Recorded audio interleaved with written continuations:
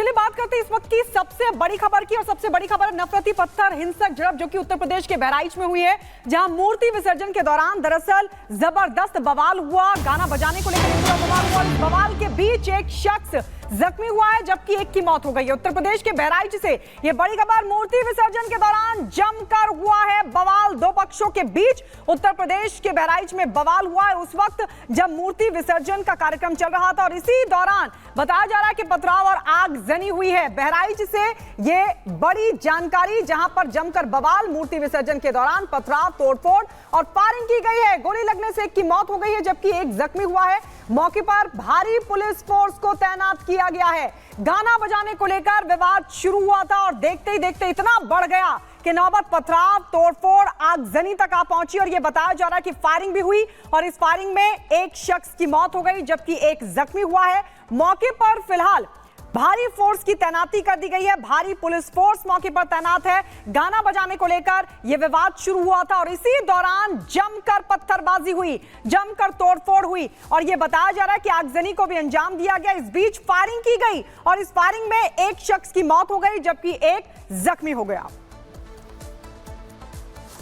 उधर देखिए, बहराइच मामले में सीएम योगी आदित्यनाथ भी सख्त हो गए हैं और साफ तौर पर कह दिया है कि जो भी दोषी होगा उस पर कड़ी कार्रवाई की जाएगी। इसके अलावा अफसरों को लेकर भी कहा गया अगर दोषी अफसर हैं तो उन पर भी एक्शन होगा। तो सीएम योगी सख्त हो गए हैं बहराइच बवाल पर और साफ कह दिया है कि जो लोग भी दोषी हैं इस पूरे मामले पर, जो लोग माहौल बिगाड़ने की कोशिश कर रहे थे, उनको बख्शा नहीं जाएगा। आरोपियों की पहचान होगी, उन पर कड़ी कार्रवाई होगी। यही नहीं, लापरवाह अफसरों को भी चेतावनी दी है और कहा कि जो अफसर लापरवाही बरतते हुए पाए जाएंगे उन पर भी एक्शन होगा। तो देखिए, बहराइच में जिस तरह से मूर्ति विसर्जन के दौरान बवाल मचा, एक शख्स की मौत हो गई जबकि एक शख्स घायल हो गया है। उसके बाद सीएम योगी आदित्यनाथ ने भी कह दिया है कि एक्शन होगा, जो लोग दोषी होंगे उन पर कार्रवाई की जाएगी। जो लोग माहौल बिगाड़ने की कोशिश कर रहे थे उनकी पहचान करके कार्रवाई की जाएगी। अफसर भी नहीं बचेंगे। तो बड़ी खबर आपको बता रहे हैं, सीएम योगी आदित्यनाथ ने ऐलान कर दिया है कि दोषियों पर कड़ी कार्रवाई होगी। और इस बीच आपको बता दें, दरअसल इस पूरे मामले पर एक्शन हुआ है। एसएचओ को सस्पेंड कर दिया गया, इसके अलावा चौकी इंचार्ज को सस्पेंड कर दिया गया है। जिस तरीके का पूरा बवाल बहराइच में देखने को मिला, उसके बाद योगी सरकार फुल एक्शन में है। बहराइच बवाल मामले में एक्शन लिया गया है। बहराइच के एसएसपी की तरफ से बड़ा एक्शन लिया गया और इस मामले में एसएसपी ने एक्शन लेते हुए एसएचओ को और चौकी इंचार्ज को सस्पेंड कर दिया। मैसी थाने के एसएचओ, चौकी इंचार्ज को सस्पेंड किया गया है। ये बड़ी जानकारी आपको बता दें, उत्तर प्रदेश के बहराइच में बवाल हुआ। मूर्ति विसर्जन के दौरान जबरदस्त पत्थरबाजी हुई, जबरदस्त आगजनी को अंजाम दिया गया, तोड़फोड़ को अंजाम दिया गया और इसी दौरान बताया जा रहा है कि फायरिंग में एक शख्स की मौत हो गई जबकि एक जख्मी हुआ है। इस पूरे मामले में योगी सरकार फुल एक्शन में है और बहराइच के एसएसपी ने कार्रवाई करते हुए एसएचओ और चौकी इंचार्ज को सस्पेंड कर दिया है।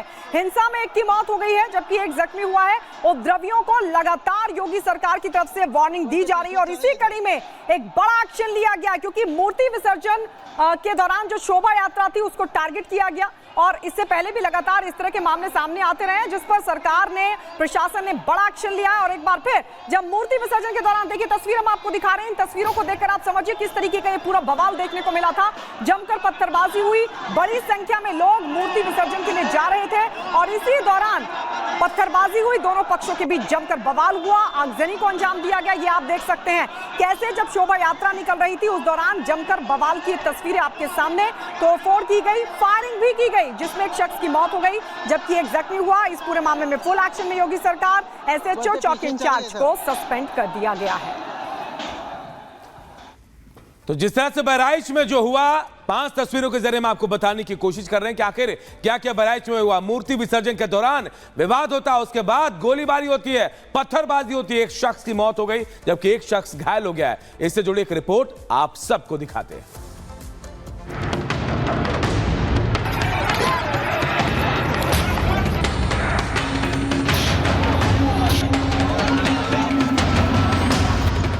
एक बार फिर मूर्ति विसर्जन पर बवाल, एक बार फिर मूर्ति विसर्जन के दौरान पथराव, मूर्ति विसर्जन पर एक बार फिर नफरती और जिहादी सोच ने अपना रंग दिखा दिया। बहराइच में विसर्जन के दौरान पहले शोभा यात्रा को लेकर विवाद हुआ और बाद में जमकर पत्थर चले। यही नहीं, बात गोलीबारी तक भी पहुंची और इस पूरे विवाद में एक शख्स की जान तक चली गई। लगभग 12 से 13 घाव के निशान दिख रहे हैं जब इसी घर के अंदर उसी छत पर उसको खींच के गोलियों से मारा गया और अभी भी इसको सील कर दिया गया है, इस एरिया को, पूरे एरिया को। हम वहां नहीं जा सकते, लेकिन खून के छींटे अब भी हैं। पुलिस अधिकारियों का कहना है कि खून के छींटे उन छतों पे पड़े हैं। ये घर वो इकबाल का ये घर है और इसी में 4 लोग अलग अलग बंदूक लेकर आते हैं। 12 बोर के बंदूक से फायर की जाती है और उस व्यक्ति की जान ली जाती है। ये पल्सर मोटरसाइकिल दिख रही है जिसको पूरी तरह से जला दिया गया है। एक ये ट्रॉली है, ये देखिए एक ट्रॉली जिस पर फुटपाथ पे दुकानें लगती हैं, इस ट्रॉली को जला दिया गया है। एक साइकिल है, ये साइकिल जलाया गया है। जिस मूर्ति का विसर्जन होना था वह मूर्ति भी अभी विसर्जित नहीं हो पाई है और दुर्गा माता की जो ये मूर्ति है वो देखिए यहीं की यहीं रखी हुई है। अभी ये विसर्जित नहीं हो पाई है क्योंकि उसके पहले एक व्यक्ति की मौत हो गई। पूरा मामला शोभा यात्रा के दौरान डीजे बजाने को लेकर शुरू हुआ। लोगों का कहना है कि दूसरे समुदाय के लोगों ने उन्हें शोभा यात्रा के दौरान गाना बजाने से रोका। शोभा यात्रा ले जा रहे लोगों ने ऐसा करने से मना कर दिया। इसके कुछ देर बाद शोभा यात्रा पर अचानक पत्थर बरसने लगे, जिससे वहां भगदड़ जैसे हालात हो गए। भगदड़ के दौरान फायरिंग भी हुई और 3 लोग इस गोलीबारी में घायल हो गए। इनमें से एक शख्स की इलाज के दौरान मौत हो गई। मौत की खबर इलाके में पहुंचते ही शोभा यात्रा निकालने वालों ने रास्ता जाम कर दिया। इस मामले में पुलिस ने तुरंत कार्रवाई करते हुए विसर्जन के लिए जा रही बाकी यात्राओं को फिलहाल रोक दिया। पूरे महाराजगंज में बड़ी संख्या में पुलिस बल को तैनात कर दिया गया है। इलाके को पुलिस ने छावनी में तब्दील कर दिया है। हाँ, जहाँ पे भी डिस्टर्बेंस हुआ है वहाँ पे हमारे जो भी पुलिस ने रिस्पॉन्ड किया है, सभी जगह पे पुलिस द्वारा विस्तृत वीडियो रिकॉर्डिंग कराई गई है और जो उपद्रवी हैं उनकी पहचान कराई जा रही है और विसर्जन समाप्त होने के तत्काल बाद उनकी गिरफ्तारी भी आरंभ हो जाएगी। जो महाराजगंज में घटना हुई है जिसमें एक व्यक्ति को गोली मारी गई है, उसमें 30 संदिग्ध व्यक्तियों को पुलिस द्वारा ऑलरेडी हिरासत में ले लिया गया है। उसमें मुकदमा पंजीकृत कर लिया गया है और जो मुख्य आरोपी है जो कि भाग गया है उसकी भी लोकेशन ट्रेस हो गई है। उसको गिरफ्तार करने के लिए टीम्स को डिस्पैच कर दिया गया। इस पूरे मामले में सीएम योगी आदित्यनाथ भी बेहद गंभीर दिखाई दिए। उन्होंने सोशल मीडिया के जरिए दोषियों पर कड़ी कार्रवाई की बात कही है। बहराइच में जो हुआ वो इस देश में किसी राज्य या फिर जिले में होने वाली कोई नई घटना नहीं है, लेकिन सवाल ये है आखिर शोभा यात्राओं या फिर मूर्तियों से परेशानी किसे है और आखिर इनका इलाज क्या है। Bureau report, Republic Bharat.